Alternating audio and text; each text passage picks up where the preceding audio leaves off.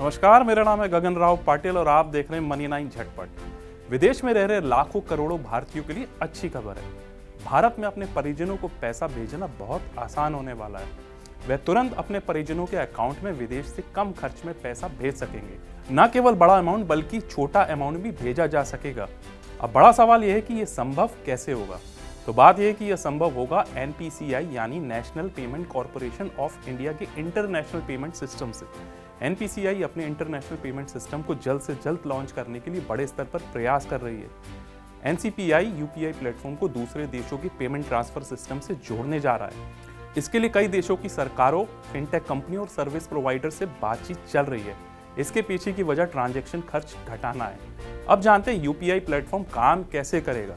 दरअसल money hop एक banking app है जो एक देश से दूसरे देश में पैसा भेजने की सुविधा देता है। यह स्विफ्ट नेटवर्क का इस्तेमाल करता है। इस ऐप को यूपीआई प्लेटफॉर्म से इंटीग्रेट किया जाएगा।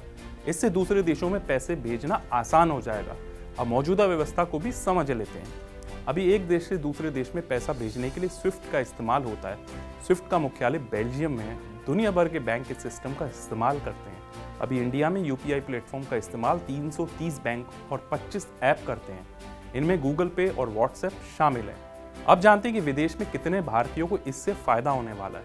दरअसल विदेश में लगभग 3.2 करोड़ इंडियंस रहते हैं। वे हर साल बड़ी रकम देश में अपने परिवार को भेजते हैं।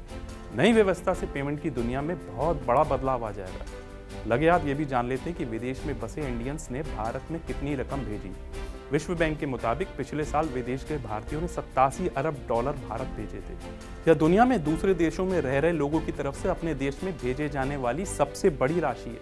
अभी विदेश से इंडिया पैसे भेजना बहुत महंगा है। हर 200 डॉलर भेजने पर औसतन 13 डॉलर का खर्च आता है। उम्मीद है खबर आपको जरूर पसंद आई होगी। ऐसी खबरों के लिए देखते रहिए मनी 9, साथ ही सब्सक्राइब करना ना भूलें।